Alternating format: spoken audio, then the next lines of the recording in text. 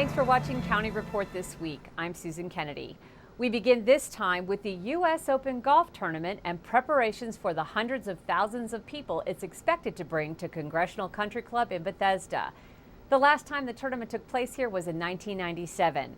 The tournament is also seen as an economic boon for those communities where it takes place.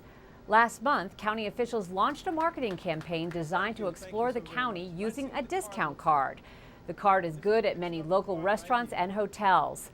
Councilmember Phil Andrews told us the county has put lots of other resources into making the U.S. Open a successful event. Those folks who were here 14 years ago, I'm sure some of them are coming back for this and make it an annual trek to the U.S. Open, and many new people will see the event and see other parts of Montgomery County, we hope. Bethesda, Rockville, Silver Spring, Gaithersburg, go out to eat in these places, stay in the hotels, which I'm sure are well booked at this point, and it will be a real boon to the county at a time when the economy is still slow, so it'll be a real good boost for our businesses. And many folks are hoping this oppressive heat will subside before the tournament gets started. Forecasts do show the temperatures to be a little lower, but tournament watchers are reminded to take these precautions to avoid any heat-related illness. Wear light-colored, loose-fitting clothing, eat small amounts, drink plenty of water, and avoid alcoholic beverages. Use sunscreen, and if you can, find some shade. Construction has begun on a new facility in Germantown that will be housed primarily by Boeing. The county executive was joined by Boeing officials and developers of the building for the official groundbreaking this week. The facility will be used to accommodate Boeing's growing needs in the area of engineering for its subsidiary, Digital Receiver Technology. The facility is expected to be complete by next year, and it will accommodate close to 200 new green jobs. Your decision to grow here validates our vision for Montgomery County to become the global location of choice for technology-driven companies. Today, groundbreaking for DRT Boeing demonstrate how our talented, highly educated workforce, large concentration of major technology firms, access to federal and academic institutions, and public-private sector development initiatives that have combined to enhance our local economic development.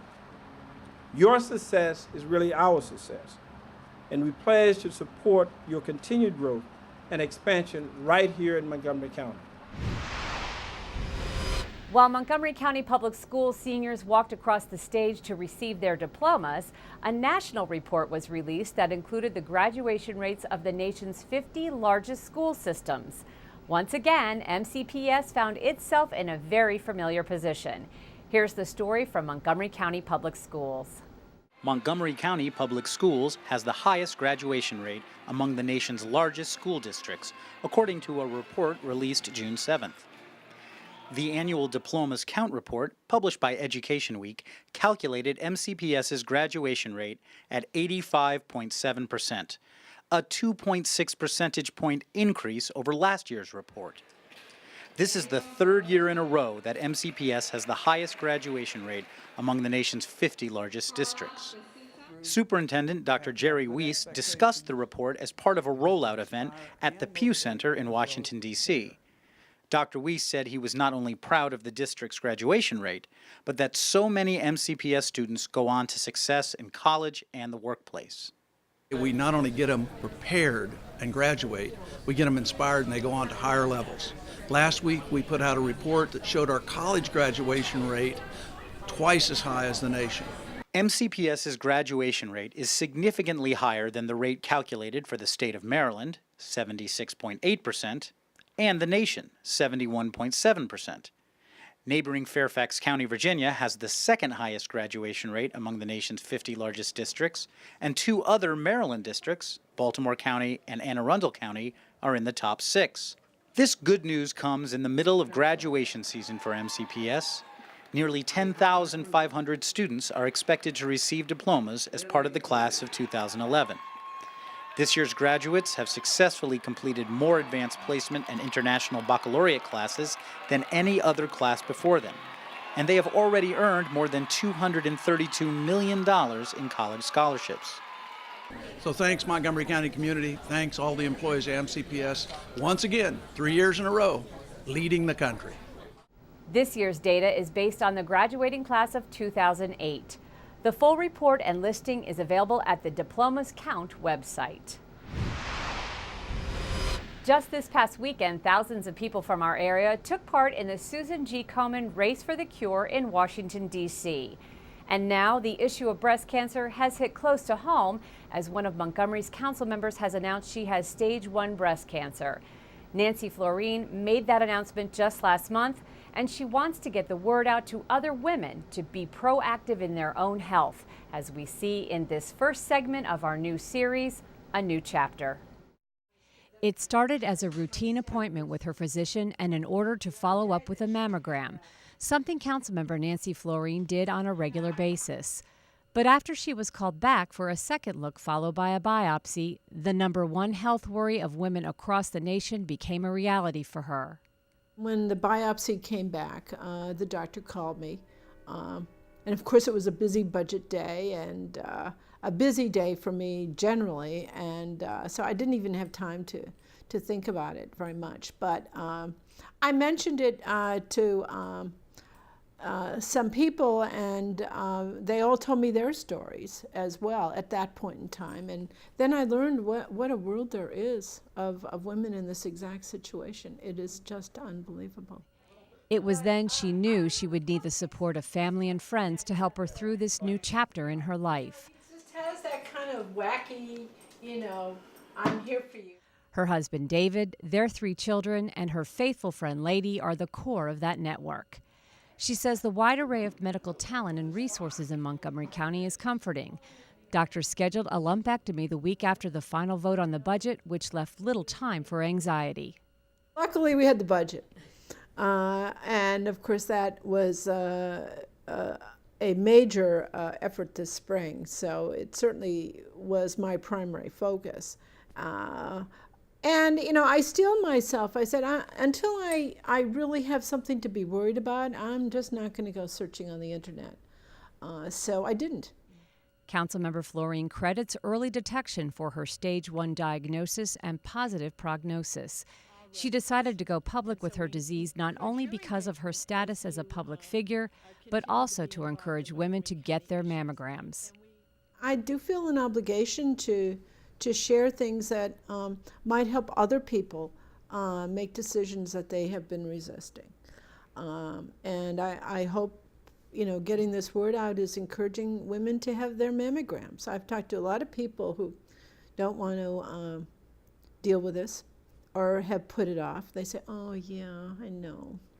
And they've gone and made appointments. And, it's also encouraged people to talk about this.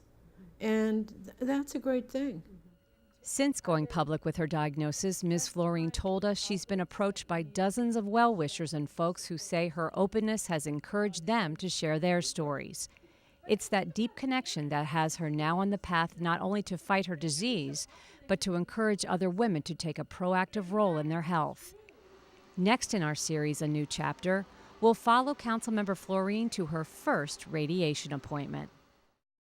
Montgomery County Women's Cancer Control Program provides breast and cervical screenings to eligible women through vouchers for free mammograms, clinical breast exams, and Pap tests for cervical cancer. To find out if you are eligible, call 240-777-1750 and in Spanish 240-777-4549. I'm Rockville 11's Bridget Breuer. I'm in Potomac at Rockville's water treatment plant. I'll tell you why when County Report this week continues.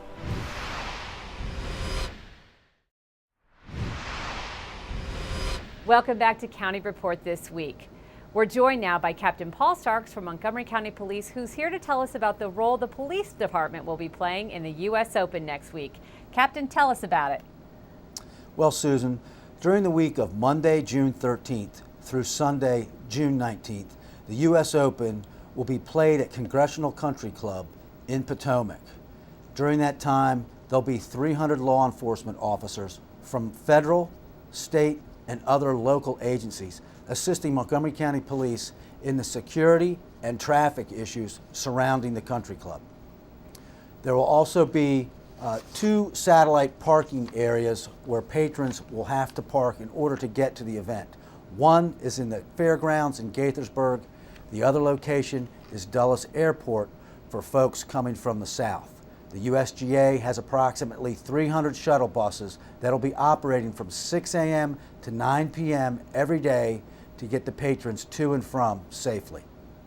There is also a list I've seen that tells us what you can and cannot bring into the tournament, and some of those things folks might be a little bit surprised. Can you tell us about a few of those?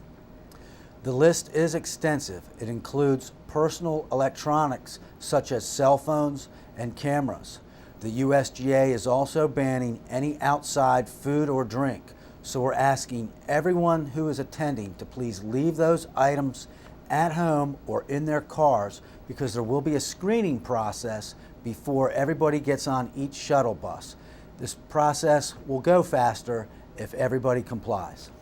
Okay, I hope everything goes smoothly for you all out there. If you want more information on those shuttle buses and to see that list of what you can and cannot bring into the tournament, visit usga.org. Recently, Rockville has gained national prestige for its water treatment plant upgrade. The EPA awarded Rockville the Sustainable Public Health Protection Award for its innovation in upgrading the Rockville Water Treatment Plant and for its continued leadership through the state. Rockville 11's Bridget Breuer has the details. Bridget? That's right. The EPA, along with the Maryland Department of the Environment, came to the city's water treatment plant to congratulate Rockville on a job well done. Look at this. The city was recognized for making sustainable upgrades to the 51-year-old Rockville Water Treatment Plant, upgrades that Secretary of Maryland Department of the Environment Bob Summers says goes a long way. Well, we're here to give an award to the city of Rockville for the great work that they did in upgrading their water treatment plant to conserve energy, save money, create green jobs, and basically improve this facility for future citizens of Rockville to enjoy clean, safe drinking water. The treatment plant improvements were financed in part by EPA Recovery Act funds. Of the $26.83 million given to the Maryland Department of the Environment to fund drinking water projects, $1.7 million was awarded to Rockville, while the city funded the remaining $2 million to complete the project. Improvements to the Rockville water treatment plant included installing motion sensors to control power usage, restoring service pumps, retrofitting the entire air conditioning system, and enhancing the plant's capacity to dewater solids by 40%. Because of the improvements to the water system, the EPA places Rockville at the top of the list as one of the greenest cities in the state. Rockville's up there. There's a lot of innovative towns throughout the region and even throughout the state of Maryland, but Rockville certainly rivals any of those out there. Oh, this is delightful. I'll tell you, every time the city is recognized for being out in front, especially on environmental issues, you've got to feel proud. Well, it's a wonderful day for Rockville, and I think it just goes to prove the fact that we really do take our responsibility to our citizens very seriously. The upgrades will place the city on the right track for years to come. That we're dedicated to making our infrastructure, bringing it up to date, and making sure it's reliable and sustainable, I guess is the big word, making sure that it's ready to meet the challenges not just today but well into the future, and that's a bit of what was going on right here today with this award. For County Report This Week, I'm Bridget Breuer. Still to come on County Report This Week, stay tuned because we will bring you a story that might help you the next time you go to buy a new car, and an event that brings talented high school students from this region together to compete in a computer programming competition. We'll be right back.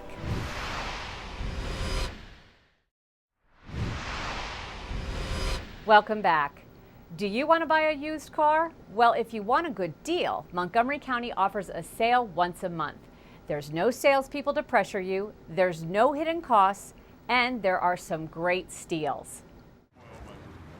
This used car lot is a little different than most. These cars have been in accidents, seized because of illegal activities, or abandoned on Montgomery County streets. And occasionally they're donated. But this used car lot may be among the most trusted in Montgomery County. It's the Vehicle Recovery Facility operated by Montgomery County Police. And we are going to sell this month's vehicles that the police have seized for numerous reasons and the owners have either been unable to claim the cars or just refused to. The auction is held the fourth Saturday of every month, and it draws 200 to 300 customers. At 7:30 you may enter our lot. You go into our main office at the front. You have to have a U.S. any state issued driver's license or identification. Thank you very much. Thank you, sir. Move on down, please. The persons inside our office will issue you a bidder number and register you. Okay. You're going to be bidder number 74. Once you have your bidder number, you're allowed between 7:30 and 9 to view the cars that we have available for sale. A bargain, hunting for a bargain. The cars come as is, no guarantees, no money back. But Sergeant Snow and his officers will do all they can to give customers a fighting chance. We want to make sure that there's nothing illegal in the cars that we're selling, no contraband, no monies, anything else. Make sure it's clean. These are items that we unfortunately typically will recover from vehicles that you are not supposed to have in your vehicle. Make sure you know what you're bidding on. I don't have enough crying towels for everybody if you buy the wrong car. Selling these cars is the work of the auctioneers. 500 now, 25 now, 50. Some hold up their bidding cards. Sold them $2,000. Others give a nod Now 21. or a wink when getting the auctioneer's attention.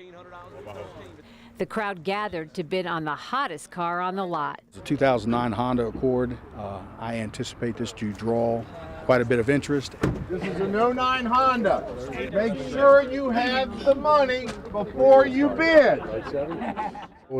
The auction started at about 8,000, $8,000 and then it kept going. 8, 10, 8, 11, 11 to be 13, $600 to be 13, 6, 15, 1 to be down 2, 15, 2 to be 3, 15, 9, 15, 8 to be 15, 9 to be... And I kept bidding, and you just keep on going, and at some point they all have a price in mind, and that's when they stop. Sold them to you, 16.2. On this Saturday, 124 cars were sold, raising over $112,000. Put a little bit of money back into the Montgomery County coffers. This is a win for Montgomery County. There's for the one. The next generation of computer programmers are eager to prove themselves in Montgomery College's programming competition. Let's have a look at what it takes to compete in the future of technology. Montgomery College has pulled together some of the sharpest young minds again for its annual computer programming competition. Area high schools have been invited to compete with each other in the field of computer science by programming solutions within the allotted time. This is the largest group we've ever had. We've got 35 teams competing from about maybe 9 or 10 schools. It began in Montgomery County schools, but now we've expanded. And I noticed this morning that we have teams from Charles County competing. The teams are given problems, and they have a limited amount of time where they work the problems, developing a program for it, and then they will be judged in a little bit, and winners will be announced. This competition not only gives these students bragging rights back at their schools, but also helps to hone their skills and prepares them for future opportunities. This is a culminating activity from all of our teachers who really helped us learn the programming language, and that's why we could succeed today.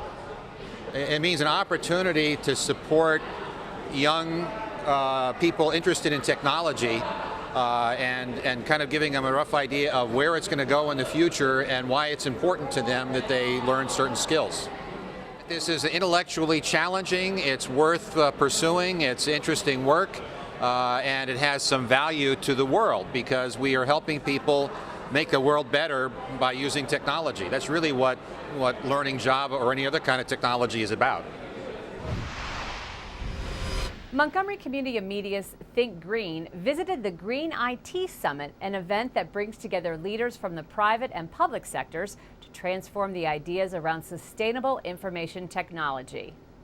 The factories of the Industrial Revolution got us into a big mess by burning coal and releasing carbon pollution into the atmosphere. Now, the factories of the technology revolution have the ability to make use of better energy choices like solar, wind, and thermal energy. Whether you're at work or at home, computers have become a vital part of our daily lives. But many of us have developed computer habits that are continually damaging our environment while costing us a lot of money. With me is Stephanie Dorsey, the director of the Green IT Economics Summit, to explain how this summit is giving insight to solutions. Welcome to the show.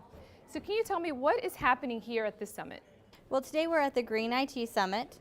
We are looking at ways of making a more environmentally friendly computer and technology within the IT departments of large corporations and the federal government. Why is it important for major companies and the government to develop greener IT habits? It's important because we all know that there is not a finite resource, and we have to take care of the resources that we have. And in order to do that, we have to make a partnership. We all have to go into it together. If one side does it and the other side doesn't, then all we're really doing is negating the work that we've already done. What can people do at home to actually help? Well, one of the greatest things that people can do at home is to simply buy a power cord and plug things such as your cell phone charger, maybe a DVD player, your TV, electronics that you may turn off during the day and not use, but they continue to draw energy. Those electronics are called vampire electronics because they continuously suck electricity into them even though they're not using it. And this is something everyone can do across the board. Everyone can do it. Just buy a nice little power strip, plug your cell phone charger into it, and turn off that power strip when you're done. As we continue to address global environmental challenges, it's nice to know there are people developing innovative technologies and business solutions that are tying together the interests of financial savings with the needs of the environment. For more information about this summit, log on to greeniteconomicsummit.org. Up next on County Report, Kathy Stanhope will be here with one of man's best friends who is looking for a place to call home. And advice on moving your plants from the confines of your home to the great outdoors. Keep it here on County Report this week.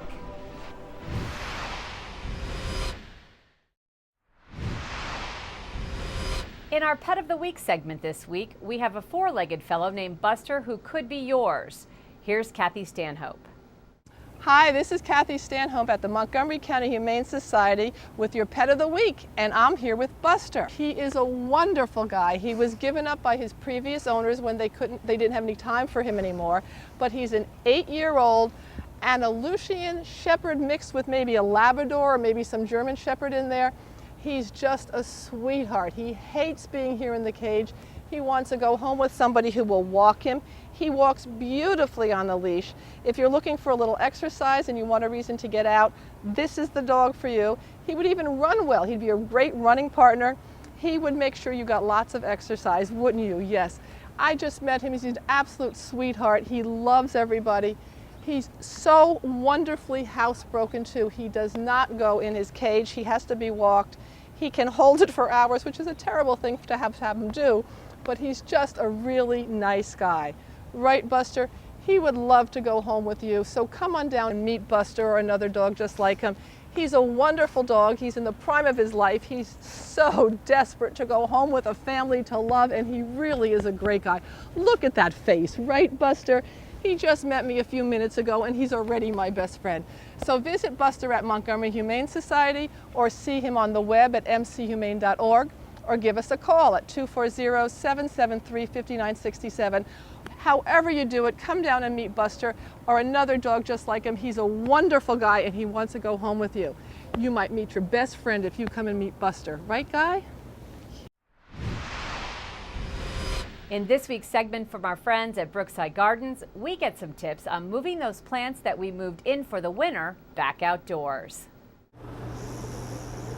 Hi, I'm Kathy Stevens and I'm the Conservatory Manager at Brookside Gardens, and I'm here to give you a few tips about how to make the transition for your houseplants from inside the house to outside the house where they can really enjoy the summer weather. You really want to wait until night temperatures are at least 55 on a regular basis before you start to move your tender tropicals outside for good. You also have to remember that your houseplants that have been inside have been in a lot of shade all winter long, and you can't just throw them outside into the full sun. Cells will die and the plant's going to have to grow new leaves. So it's really a good idea when you first move your plants outside that you put them in a partially shaded or mostly shaded place under a tree or under a deck or in the shade of your house for the first couple of days. You want them to get some sun, but just not for more than an hour or two at a time. Well, that does it for County Report this week. I'm Susan Kennedy. Thanks for tuning in.